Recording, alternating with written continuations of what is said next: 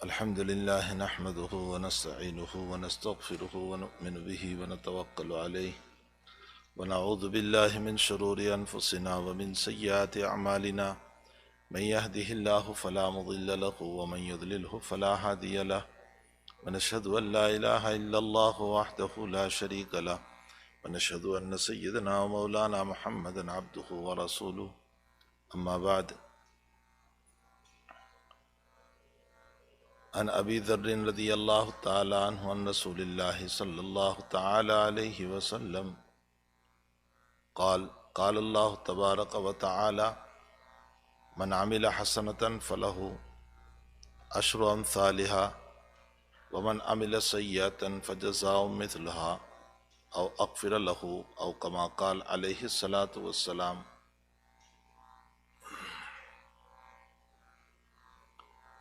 بزرگان محترم، معزز بھائی اور دوستو عزیزو، یہ ایک لمبی روایت کا میں نے ایک ٹکڑا پڑھا ہے، اور اس حدیث شریف کو حدیث قدسی کہا جاتا ہے۔ حدیث قدسی کا مطلب یہ ہوتا ہے کہ مضمون اللہ کا ہے، الفاظ نبی اکرم صلی اللہ علیہ وسلم کے ہیں۔ اللہ نے مضمون نازل کیا حضور پاک صلی اللہ علیہ وسلم پر، اور الفاظ جو ہیں وہ آپ صلی اللہ علیہ وسلم کے، اور اس حدیث شریف کے راوی جو ہیں وہ حضرت ابو ذر غفاری رضی اللہ تعالیٰ عنہ، اور ابو ذر غفاری رضی اللہ تعالیٰ عنہ زہاد صحابہ میں سے۔ زہاد کا معنی ہوتا ہے صوفیاء صحابہ میں سے۔ حضرت ابو ذر غفاری رضی اللہ تعالیٰ عنہ کے ایمان کا واقعہ بھی بہت عجیب و غریب ہے۔ ان کو جب پتہ چلا، یہ قبیلہ غفار کے تھے جو مکے سے تھوڑے دور پر آیا، ان کو جب پتہ چلا کہ مکے میں کوئی صاحب ہے محمد نام کے، اور انہوں نے اپنی نبوت کا اعلان کیا ہے، اور یہ اعلان کیا ہے کہ میں نبی بن کر کے دنیا میں آیا ہوں، تو آپ نے پہلے اپنے بھائی کو انکوائری اور تحقیق کے لیے بھیجا،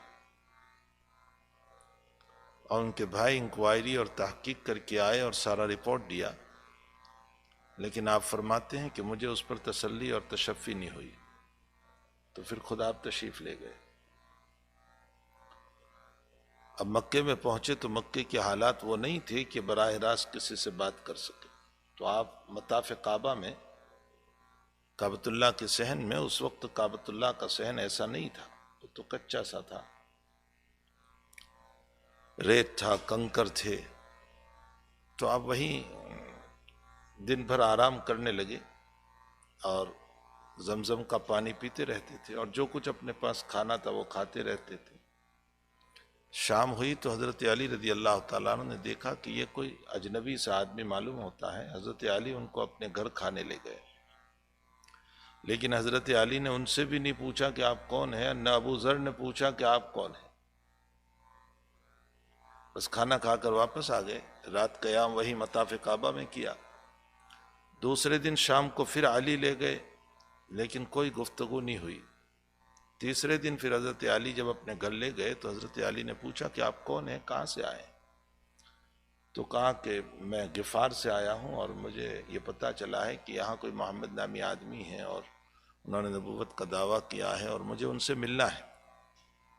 حضرت علی نے فرمایا مکے کے حالات ایسے نہیں ہیں کہ آپ براہ راست ان سے ملاقات کر سکیں، لیکن آپ میرے پیچھے پیچھے چلیں، میں جہاں جس مکان میں آپ کو اشارہ کروں گا اس مکان میں آپ چلے جانا، اور اگر راستے میں کوئی دشمن ہے یا حالات ہے تو میں قضائے حاجت یعنی پیشاب وغیرہ کے بہانے سے بیٹھ جاؤں گا، آپ چلتے رہنا۔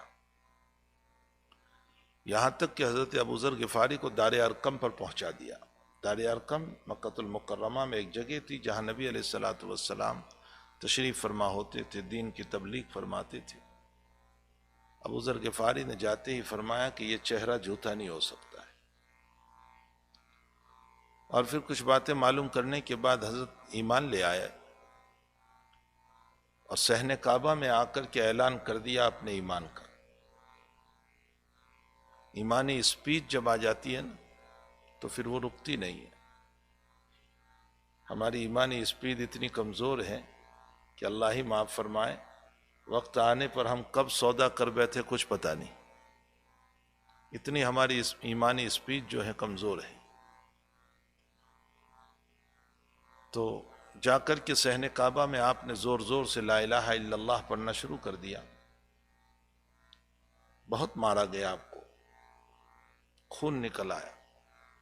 حضرت عباس رضی اللہ تعالیٰ عنہ نے جب آپ کو دیکھا تو حضرت عباس رضی اللہ تعالیٰ عنہ نے لوگوں سے کہا کہ یہ قبیلہ غفار کا آدمی ہے اور ہمارا گزر جو ہے وہ اسی راستے سے ہوتا ہے، برائے کرم آپ ان کو چھوڑ دیں ورنہ ہمارا شام جانے کا راستہ مشکل ہو جائے گا، چونکہ وہ سفر کرتے تھے شام کا اسی راستے سے اور بیچ میں یہ قبیلہ آتا تھا۔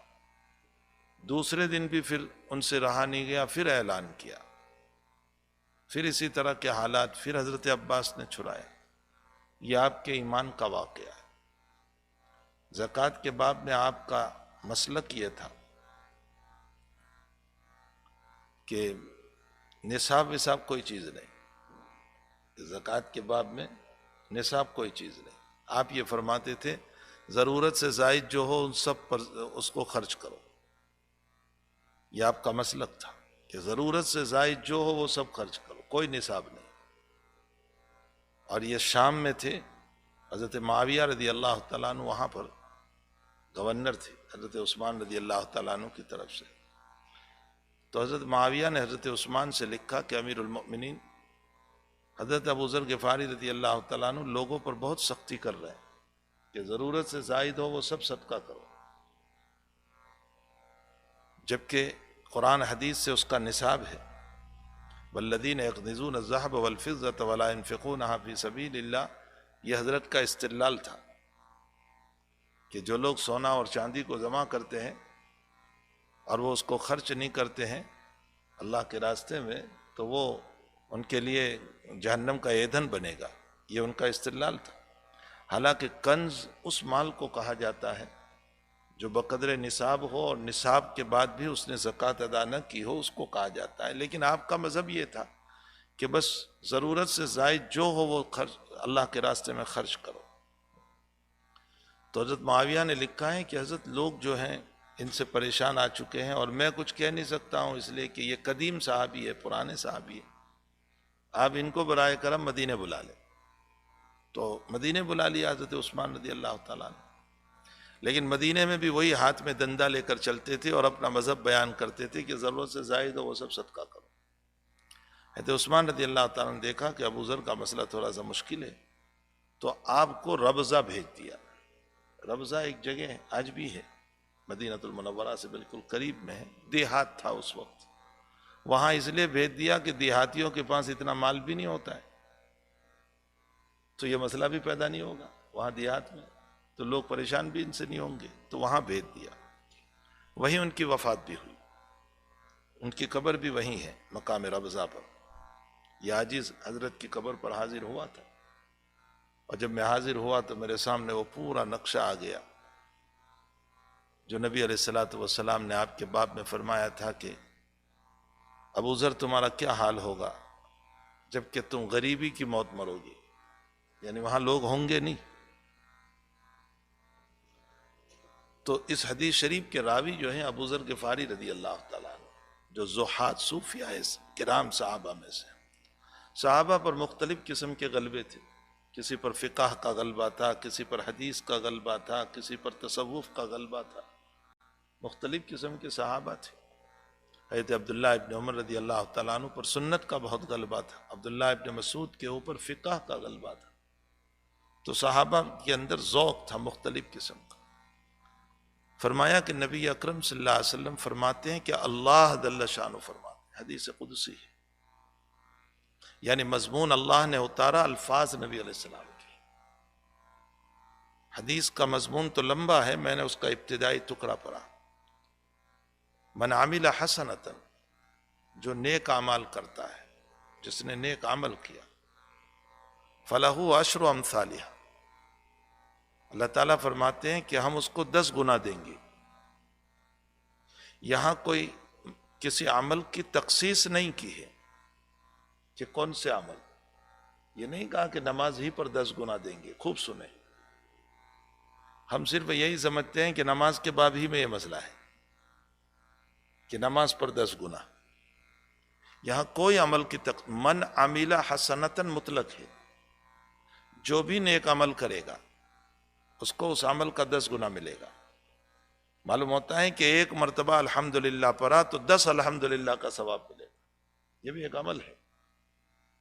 ایک سبحان اللہ پڑھا تو 10 سبحان اللہ کا ثواب ملے گا.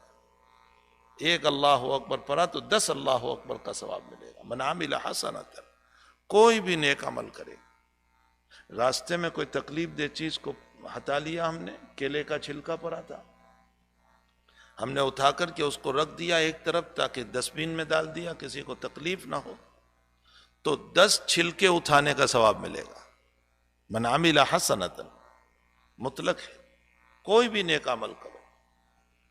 اسی لیے وہ جو روایت مسلم شریف کی ہے جس کے اندر یہ فرمایا کہ جس نے رمضان کے روزے رکھے اور اس کے بعد شوال کے 6 روزے رکھے، فقہا کا اختلاف اپنی جگہ، میں صرف حدیث شریف کی طرف آپ کو اشارہ کر رہا ہوں کہ جس نے رمضان کے روزے رکھے اور اس کے بعد شوال کے 6 روزے رکھے تو 36 روزے ہو گئے.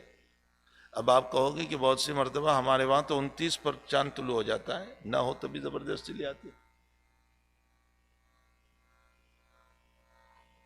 بلکہ عجیب و غریب اعتکاف والوں کا حال ہوتا ہے، دوپہری سے سامان روانہ کرنا شروع کر دیتے، گویا چاند ہو ہی گیا. تو 29 ہوتا ہے تو کیا وہ بھی 30 کا ثواب ملے گا؟ بخاری شریف کی روایت سے معلوم ہوتا ہے اگر 29 ہوا ہو تو بھی 30 کا ثواب. حضور پاک صلی اللہ علیہ وسلم فرماتے ہیں شہر عید لا ینقصان، شہر عید لا ینقصان، عید کے 2 مہینے کم نہیں ہوتے. یعنی اگرچہ 29 ہوئے لیکن اللہ کے بعد 30 شمار ہوں گی، وہ 30 ہی کا ثواب دیتا ہے. چاہے 29 رمضان ہوئی ہماری لیکن ثواب 30 کا ملتا ہے. یہ اللہ کا انعام ہے. تو 30 روزے رمضان کے ہوئے اور 6 روزے شوال کے. اچھا 6 روزے جو شوال کے ہیں اس میں عید کے بعد کوئی تسلسل ضروری نہیں ہے، اس لیے کہ نبی علیہ السلام نے من شوال کہا ہے.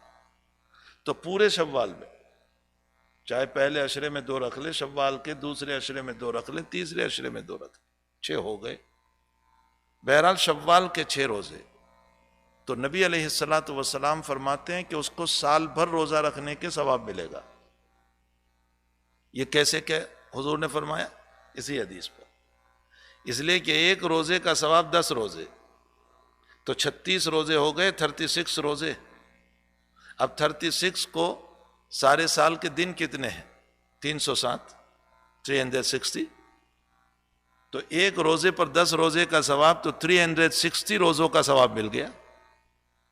یہ اسی حدیث شریف پر ہے کہ من عمل حسنۃ فلہ عشر امثالہا، جس نے ایک عمل کیا نیک تو اس کو حق تعالی جل شانہ 10 گنا ثواب دیتے. یہ کتنا بڑا انعام ہے اللہ کی طرف سے. دنیا کا کوئی باس اتنا نہیں دیتا ہوگا کہ آپ کام کریں اور اس پر 10 گنا دے.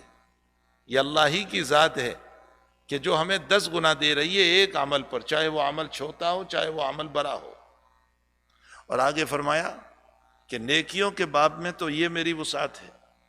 ومن عمل سیئۃ، اور جس نے برا کام کیا، گناہ کا کام کیا، فجزاء مثلھا، تو فرمایا اس پر 10 گنا گناہ نہیں لکھتا. خوب سنیں، فجزاء مثلھا، اس پر 10 گنا گناہ نہیں ہے، بلکہ فجزاء مثلھا، ایک گناہ پر ایک ہی گناہ، ایک گناہ پر 10 گنا نہیں. اور اوپر سے اللہ فرماتے ہیں او اغفر لہ، ہو سکتا ہے کہ میں معاف بھی کر دوں. ثواب کے باب میں تو 10 گنا دیتا ہے لیکن گناہ کے باب میں 10 گنا نہیں، بس ایک گناہ کیا ہے تو ایک ہی گناہ لکھا جاتا ہے. بلکہ ہم نے اپنے اکابر اور اپنے بزرگوں سے سنا، میں اس سے پہلے بھی کہہ چکا ہوں کہ یہ جو 2 فرشتے گناہوں کو لکھنے والے ہیں کرامن اور کاتبین، اس میں ایک امیر ہے ایک مامور ہے. اور جب بندہ گناہ کرتا ہے اور کاتبین جو ہیں گناہ کا لکھنے والا، وہ جب گناہ لکھنے کا ارادہ کرتا ہے تو یہ کرامن جو ہے نیکیوں کا لکھنے والا، وہ اس کو روکتا ہے کہ ابھی نہ لکھ، ہو سکتا ہے توبہ کر لے. 3 مرتبہ روکتا ہے، ہو سکتا ہے توبہ کر لے، ہو سکتا ہے توبہ کر لے. تو حقیقت یہ ہے کہ اللہ تعالیٰ کی رحمت اپنے غصے پر غالب ہے، سبقت رحمتی غضبی، میری رحمت میرے غصے پر غالب ہے۔ اس لیے نیکیوں پر تو اللہ تعالیٰ 10 گنا دیتا ہے، لیکن گناہ کرنے پر 10 گنا نہیں۔ ایک گناہ کیا تو ایک ہی گناہ، ایک گناہ پر 10 گنا نہیں لکھا جاتا۔ یہ تو حدیث شریف کا مضمون ہوا۔ اب اس کے بعد سمجھیں، یہ جتنی ہم نیکیاں کر رہے ہیں، جتنی عبادت کر رہے ہیں، یاد رکھو ہمارا ذہن صرف یہی بتاتا ہے کہ اس کا ثواب ہم کو آخرت میں ملے گا، اس کا بدلہ آخرت میں ملے گا، لیکن حقیقت یہ ہے کہ صرف آخرت نہیں ہے، اللہ دنیا میں بھی دیتا ہے۔ مجھے آج کی مجلس میں یہ بتانا ہے، خوب غور سے سنیں۔ یہ جو ہمارا ذہن ہے نا کہ ہم جتنے عبادات کر رہے ہیں اس کا بدلہ آخرت ہی میں ملے گا، جنت کی شکل میں، یا اگر برے کام کیے ہیں تو اس کا بدلہ جہنم کی شکل میں ملے گا، آخرت ہی آخرت نہیں، آخرت نہیں، دنیا میں بھی ہے۔ اچھے اعمال کا بدلہ بھی دنیا میں ملتا ہے، برے اعمال کا بدلہ بھی دنیا میں ملتا ہے۔ صوفیاء کرام نے لکھا ہے کہ اچھے اعمال کا بدلہ دنیا میں 3 شکل میں ملتا ہے۔ سنو ان 3 شکلوں کو۔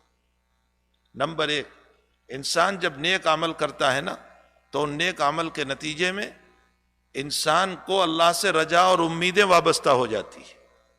ابھی ہم نے نماز پڑھی تو نماز کے ذریعے سے اللہ سے ایک امید وابستہ ہو گئی کہ میرا اللہ مجھ سے راضی ہوا، میرا اللہ مجھ سے خوش ہوا، میرا اللہ مجھے کچھ عطا کرے گا، میرا اللہ میری دعا قبول کرے گا، میں اس سے مانگوں گا، اللہ اس نماز کی برکت سے میری زندگی میں برکت دے دے گا۔ یہ نقدی فائدہ ہوا کہ نہیں؟ یہ نقدی فائدہ ہوا کہ ہمارے اس عمل صالح کے ذریعے سے اللہ تعالیٰ سے ایک امید بن جاتی ہے، اللہ تعالیٰ سے ایک تعلق جڑ جاتا ہے، ایک امید بن جاتی ہے، رجا اور امید کا مسئلہ ہو جاتا ہے۔ پھر اس کے ساتھ ساتھ یاد رکھو ہمیں چاہیے کہ ہم نیک اعمال پر خوش ہوں۔ نبی اکرم صلی اللہ تعالیٰ علیہ وسلم فرماتے ہیں، من سرت کا علی حسنتی کا وساعت کا علی سیئتی کا فلہ، اس طرح کے الفاظ ہیں۔ نبی علیہ الصلوۃ والسلام فرماتے ہیں کہ جو اپنی نیکیوں پر خوش ہوا اور جس کو اپنی برائیوں کے اوپر غم اور صدمہ ہوا تو وہ عین ایمان ہے۔ انسان کو اپنے اعمال صالحہ پر خوش ہونا چاہیے، لیکن یاد رکھے اپنے اعمال پر خوش ہونا اور چیز ہے، اور خود پسندی اور عجب اور چیز ہے۔ خود پسندی اور عجب جو ہے نا یہ اور چیز ہے۔ خود پسندی کا نام صوفیہ کی اصطلاح میں رویت عمل، رویت عمل کا معنی میرا عمل، اپنے عمل کو دیکھنا۔ خوش ہونا اور چیز ہے۔ ہم نے نماز پڑھی، دل میں ایک خوشی ہوئی کہ اللہ تیرا فریضہ ادا ہو گیا۔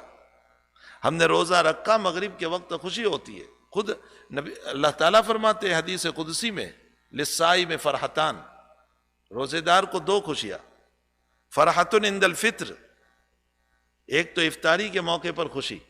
افطاری کے موقع پر کس کی خوشی ہو رہی ہے؟ اللہ تیرا فریضہ ادا ہوا، الحمدللہ، خوش ہوتے ہیں نا۔ گلا سوکھ رہا ہے، پریشان حال ہے، اور پھر ہم خوش ہو رہے ہیں۔ وَفَرْحَةٌ عِنْدَ لِقَاءِ رَبِّهِ تَبَارَكَ وَتَعَالَى، اور دوسری خوشی تب ہوگی جب ہم اللہ سے قیامت میں ملاقات کریں گے اور سارے اعمال صالحہ کا بدلہ اللہ فرشتوں سے دلوائے گا، اور جب روزوں کا بدلہ اللہ اپنے ہاتھ سے دے گا۔ ہاں حدیث شریف میں ہے کہ روزوں کا بدلہ اللہ اپنے ہاتھ سے دے گا۔ معلوم ہوتا ہے کہ روزوں کا بدلہ جو ہے نا وہ اللہ کچھ خاص دینے والا ہے، اور جب خاص دینا ہوتا ہے نا تو مالک خود دیتا ہے، مالک خود دیتا ہے۔ تو حدیث شریف میں ہے کہ اللہ تعالیٰ خود اپنے ہاتھوں سے صائمین کو، اپنے روزے داروں کو بدلہ دے گا۔ تو خوشی ہونی چاہیے نیک عمل پر۔ ہم سے جو نیک عمل ہوا، ہم نے درود شریف پڑھا، خوشی ہونی چاہیے۔ ہم نے ذکر کیا، خوشی ہونی چاہیے۔ ہم نے صدقہ کیا، ہم نے زکوٰۃ دی، ہم نے خیرات کیا، ہم نے کسی کو کھانا کھلا دیا، ہم نے چپکے سے کسی کا تعاون کر دیا، خوشی ہونی چاہیے۔ خود نبی علیہ الصلوۃ والسلام فرماتے ہیں، ہاں یہ بشر الایمان، ہاں آخری لفظ جو ہے وہ بشر الایمان، فرمایا تمہیں نیکیوں پر خوش ہو اور تمہارے گناہوں پر تمہیں ندامت ہو اور دل میں پریشانی ہو، فرمایا یہ بشارت ہے تمہارے لیے، یہ ایمان کی بہت بڑی علامت ہے۔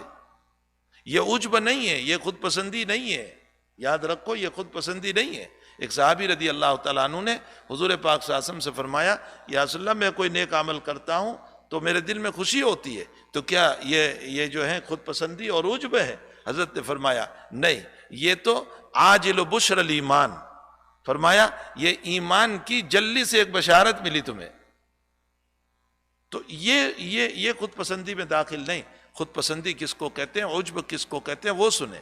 خود پسندی اور عجب کہتے ہیں میں نے یہ عمل کیا ہے، میرا یہ عمل اس سے اچھا ہے، میرا یہ عمل اس سے اچھا ہے، میری یہ زکوٰۃ اس سے اچھی، میری یہ نماز اس سے اچھی، میری اس عبادت پر اب تو جنت لازم ہو گئی۔ یہ ہے خود پسندی، یہ ہے عجب۔ باقی انسان اپنے کام کے اوپر خوش ہو، اپنی نیکیوں پر خوش ہو، اپنے عمل پر خوش ہو، تو اس کو جو ہے خود پسندی نہیں کہتے۔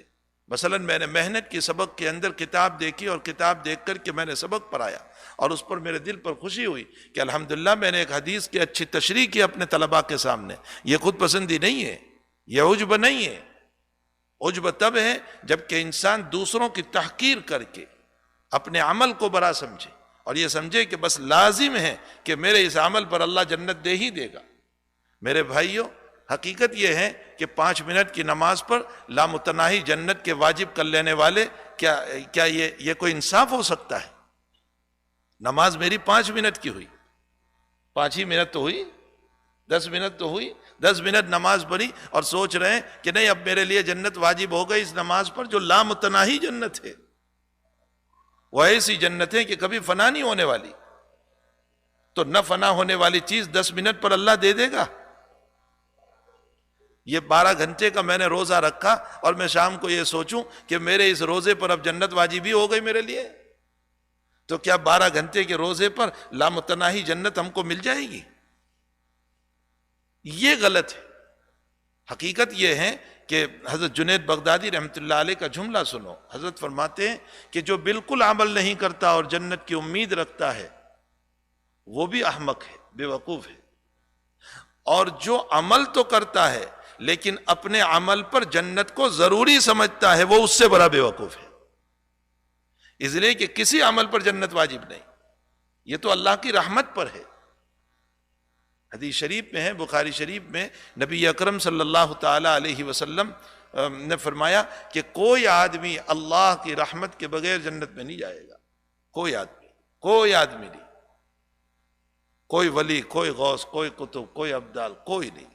اللہ کے نبی نے سب سے متعلق فرمایا ہے کوئی آدمی اللہ کی رحمت کے بغیر جنت میں نہیں جائے گا۔ صحابہ کرام ایسے نہیں تھے جو ہماری طرح سر دھون کر بیٹھے رہے، وہاں تو فوراً سوال ہوتا تھا تو حضرت سے سوال فرماتے تھے۔ فوراً صحابہ نے سوال فرمایا وَأَنْتَ یا رسول اللہ، آپ کے تو بہت اعمال ہیں، آپ کے تو بہت اعمال ہیں، تو پھر آپ بھی رحمت کے بغیر، آپ بھی اپنے اعمال پر جنت میں نہیں؟ تو سنو، نبی علیہ الصلوۃ والسلام نے فرمایا والذی نفس محمد بیدہ، اس ذات کی قسم جس کے قبضے میں محمد کی جان ہے، محمد بھی اللہ کی رحمت کے بغیر جنت میں نہیں جا سکتے، الا ان یتغمدنی اللہ تعالی، یہ حدیث کا الفاظ ہے، الا ان یتغمدنی اللہ تعالی، اللہ کی رحمت نہ ہو تو محمد صلی اللہ علیہ وسلم بھی جنت میں نہیں جا سکتے۔ امت کو اس بات کی تعلیم دی، عقل مند وہ ہے جو عمل بھی کرے اور عمل کرنے کے ساتھ اللہ کی رحمت کا طالب بھی رہے، یہ ہے عقل مند۔ عمل بھی کرو لیکن عمل کے ساتھ ساتھ اللہ کی رحمت کے ہم طالب بھی رہیں، کہ نہیں میرے اعمال ضرور ہیں لیکن رحمت خداوندی کے بغیر کچھ نہیں ہو سکتا ہے، اللہ کی رحمت کے بغیر نہ میں جنت میں جا سکتا ہوں اور نہ کچھ ہو سکتا ہے۔ تو میرے بھائیوں، اپنے اعمال پر خوش ہونا یہ عجب نہیں ہے، یہ خود پسندی نہیں ہے، یہ تو مومن کی بشارت ہے، ایمان کی علامت ہے کہ مومن نیک عمل کر کے خوش ہوتا ہے اور اس سے گناہ ہو جاتا ہے تو اس صورت میں اس کو دل میں ندامت ہوتی ہے، یہ تو ایمان کی علامت ہے۔ تو جو ہے اعمال صالحہ کا نقدی فائدہ پہلا یہ ہے کہ رجا اور امید پیدا ہو جاتی ہے اللہ تعالیٰ سے، ہاں اللہ سے امید پیدا ہو جاتی ہے۔ اور دوسرا فائدہ ہوتا ہے اللہ سے تعلق جڑ جاتا ہے، جب ہم عبادت کرتے ہیں نا تو اللہ سے تعلق جڑ جاتا ہے۔ دنیا کا حال یہ ہے کہ 1 مرتبہ ملو، 2 مرتبہ، 4 مرتبہ، 10 مرتبہ، اب میں بار بار جاؤں گا تو سامنے والا اکتا جائے گا، یہ کیا ہے، روزانہ آتا رہتا ہے، یہ روزانہ ملتا رہتا ہے، دفع ہو۔ پھر گھر میں ہوگا تو بھی بچے سے کہلوا دے گا نہیں ہے۔ دنیا کا حال یہ ہے کہ چند مرتبہ ملنے کے بعد وہ ناراض ہو جاتے ہیں، اور اللہ کا حال یہ ہے کہ جتنی مرتبہ ملتے ہیں وہ خوش ہوتا ہے۔ حدیث شریف میں فرمایا، بلکہ اللہ تعالیٰ یوں فرماتے ہیں حدیث قدسی میں کہ ان اللہ لا یمل حتی تملو، اللہ تم کو ملنے سے نہیں تھکے گا، تم ہی تھک جاؤ گے۔ دیکھو رمضان پوری ہوتی ہے پھر کیسے ملنے آتے ہیں اللہ کو، ابھی تو ماشاءاللہ مسجد بھری ہوئی ہے، لیکن جب رمضان ختم ہوگا پھر کتنے اللہ کو ملنے آتے ہیں۔ اللہ تعالیٰ یہی فرماتے ہیں ان اللہ لا یمل حتی تمل، اللہ نہیں تھکتا، تم تھک جاؤ گے۔ اللہ تو اپنی رحمت کا دروازہ کھول کر بیٹھا ہوا ہے کہ آؤ میرے بندے۔ اسی لیے علامہ رومی رحمۃ اللہ علیہ نے معارف مثنوی میں ہم جیسوں کا سوال قائم کیا ہے، اور فرمایا کہ اللہ ہم تجھ سے دعا کرتے ہیں، تو کبھی جواب ہی نہیں دیتا کہ جی میں حاضر ہوں۔ ہم نماز پڑھتے ہیں، کبھی تیرا اعلان ہی نہیں ہوتا کہ قبول ہے، کوئی تیری طرف سے کوئی جواب نہیں آتا، کچھ ہوتا ہی نہیں ہے۔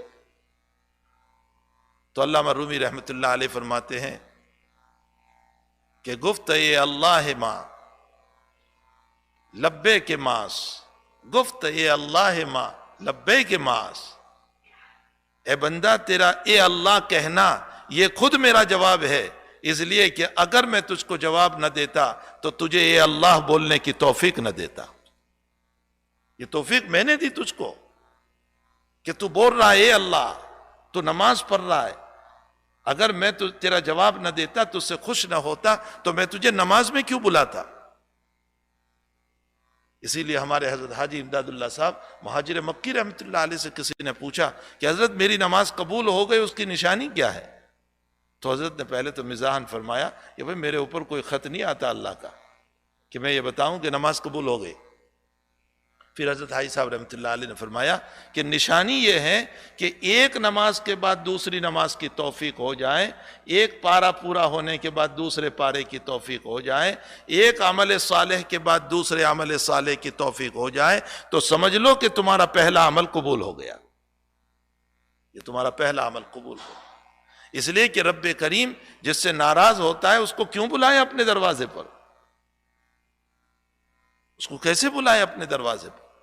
تو علامہ رومی رحمۃ اللہ علیہ فرماتے ہیں گفت یہ اللہ ماں، یہ کہنا کہ اے ہمارے اللہ، لبے کے ماس، یہ ہمارا جواب ہے، ہم تم سے خوش ہیں، ہم تمہیں جواب دے رہے ہیں، تبھی ہم نے تم کو اے اللہ بولنے کی اجازت دی، اور تبھی ہم نے تم کو توفیق عطا فرمائی کہ تم اے اللہ بول رہے ہو اور تم نماز پڑھ رہے ہو۔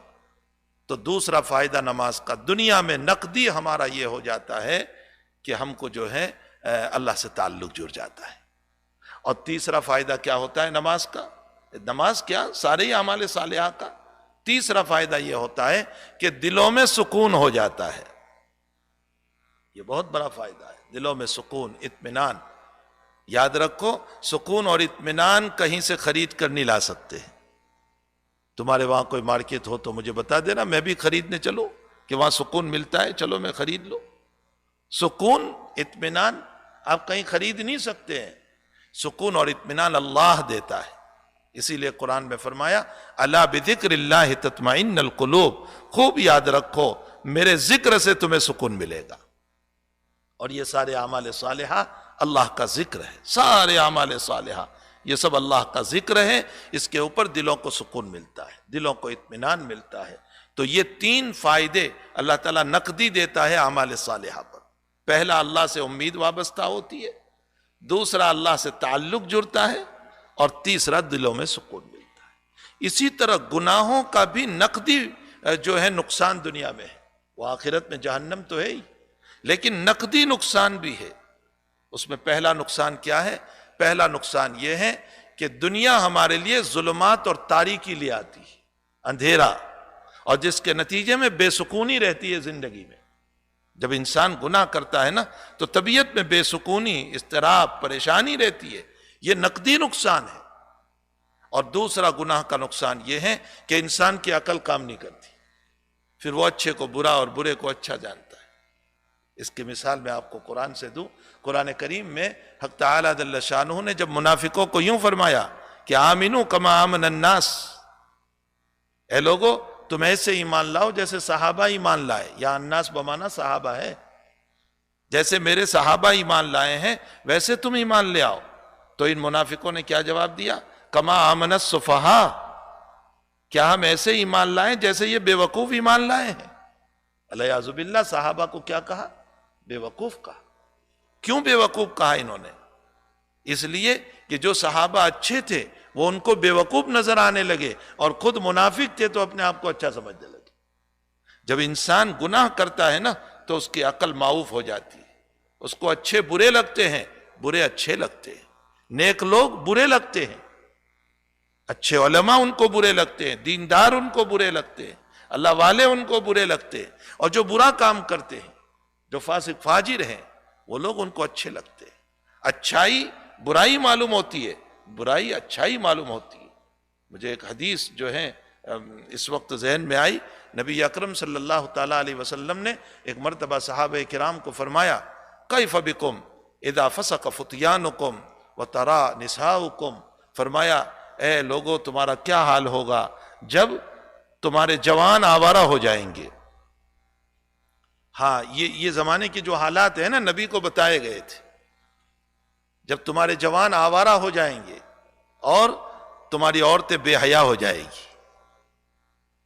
صحابہ کی سمجھ میں یہ بات نہیں آ رہی تھی، وہ یہ سمجھ رہے تھے کیا ایسا بھی ہو سکتا ہے؟ ایسا وہ تو مقدس ہستیاں تھی نا، ان کی سمجھ میں یہ نہیں آ رہا تھا۔ جب حضور فرما رہے تھے، فرمایا اوکان ذالک یا رسول اللہ، ایسا بھی ہوگا؟ اللہ نے نبی علیہ السلام نے فرمایا بل اشد منہ، بلکہ اس سے سخت حالات ہوں گے۔ فرمایا اس سے سخت کیا ہوگا؟ فرمایا لا تأمرون بالمعروف ولا تنہون عن المنکر، اتنے بدتر حالات آئیں گے کہ تم بھلائی کا حکم نہیں کرو گے اور برائیوں سے نہیں روکو گے۔ یہ حالات تمہارے اوپر۔ صحابہ کو پھر تعجب ہوا، اوکان ذالک یا رسول اللہ، ایسا بھی ہو سکتا ہے؟ فرمایا بل اشد منہ، اس سے بھی سخت حالات آئیں گے۔ فرمایا یا رسول اللہ وہ کیا حالات؟ فرمایا تأمرون بالمنکر وتنہون عن المعروف، تم برائیوں کا حکم دو گے اور بھلائیوں سے روکو گے۔ ہائے ہائے، تم برائیوں کا حکم دو گے، برے کام کرو اور بھلائیوں سے روکو گے۔ صحابہ کہتے ہیں اوکان ذالک، ایسے بھی حالات آئیں گے؟ تو نبی علیہ السلام نے فرمایا بل اشد منہ، اس سے بدتر حالات آئیں گے۔ وہ کیا حالات؟ فرمایا تحبون المنکر وتنکرون المعروف، تم برائیوں سے محبت کرنے لگو گے اور بھلائیوں سے نفرت کرنے لگو گے۔ اللہ اکبر، یہ وہ زمانہ آ گیا ہے، یہ وہ زمانہ ہے کہ برائیوں سے محبت ہے۔ اور جب کہتے ہیں بھئی یہ برا کام ہے، ارے بھائی زمانہ ہے، زمانے کے ساتھ چلنا پڑتا ہے، زمانے کے ساتھ چلنا پڑتا ہے۔ آیا زمانہ ہمارا معبود ہے یا اللہ ہمارا معبود ہے؟ ہمارا آئیڈیل زمانہ ہے یا ہمارا آئیڈیل نبی اکرم صلی اللہ علیہ وسلم ہے؟ حضور پاک صلی اللہ علیہ وسلم ہمارے تو ہیں، زمانے کے ساتھ چلنا پڑتا۔ آج یہ وہ زمانہ آ گیا ہے کہ جس کے اندر برائی سے محبت ہے، برے کام کرنے والوں سے محبت ہے۔ ہائے ہائے، جو کام برے کرتے ہیں نا ان سے بڑی محبت ہے، اور جو اچھے لوگ ہیں، اچھے کام کرتے ہیں، اچھے لوگ ہیں، ان کو دقیانوسی کہا جاتا ہے، ان کو پرانی وانی کے لوگ کہا جاتا ہے، ان کو ناسمجھ کہا جاتا ہے، ان کو جو ہے بس ایسے ہی یہ تو مسجد کے ملا لوگ ہیں، یہ کہہ دیا جاتا ہے۔ میرے بھائیوں، حقیقت یہ ہے کہ اللہ تعالیٰ کی طرف سے برائیوں کے ثمرات بھی دنیا میں ظاہر ہوتے ہیں، گناہوں کے ثمرات بھی ظاہر ہوتے ہیں۔ وہ یہ کہ دلوں پر تاریکی آتی ہے، ظلمات آتی ہے، جس کے نتیجے میں بے چینیاں رہتی ہے، اور اوپر سے عقل معوف ہو جاتی ہے۔ عقل معوف ہونے کا مطلب دنیا کے کام تو کریں گے لیکن دین کے باب میں اچھائی برا لگے گا اور برا اچھا لگے گا، یہ عقل معوف ہو جاتی ہے۔ اللہ تعالی ہم تمام کو نیک اعمال کی توفیق عطا فرمائے اور برائیوں سے ہم سب کی حفاظت فرمائے۔ الحمدللہ رب العالمین والعاقبۃ للمتقین۔ والصلاة والسلام على أشرف الأنبياء والمرسلين وعلى آله وصحبه أجمعين. اللهم صل على سيدنا حبيبنا وشفيعنا وسندنا مولانا محمد وبارك وسلم. اللهم ربنا لا تزغ قلوبنا بعد إذ هديتنا وهب لنا من لدنك رحمة إنك أنت الوهاب. اللهم أرنا الحق حقا وارزقنا اتباعه وأرنا الباطل باطلا وارزقنا اجتنابه. اللهم إنا نسألك علما نافعا ورزقا واسعا وعملا متقبلا وشفاء من كل داء. لا الہ الا اللہ العظیم الحلیم سبحان اللہ رب العرش العظیم والحمد للہ رب العالمین. نسألک موجبات رحمتک وعزائم مغفرتک والغنیمت من کل بر والسلامت من کل اثم والسلامت من کل اثم والسلامت من کل اثم. لا تدع لنا ذنبا الا غفرتا ولا ہما الا فرجتا ولا دینا الا قضیتا ولا مریضا الا شفیتا ولا میتا الا رحمتا ولا حاجة من حوائج الدنیا والآخرہ ہی لک رضا الا قضیتها یا ارحم الراحمین. اللهم ربنا تقبل منا انك انت السميع العليم وتب علينا يا مولانا انك انت التواب الرحيم. وصلى الله على نبينا محمد وآله وصحبه اجمعين برحمتك يا رحمن.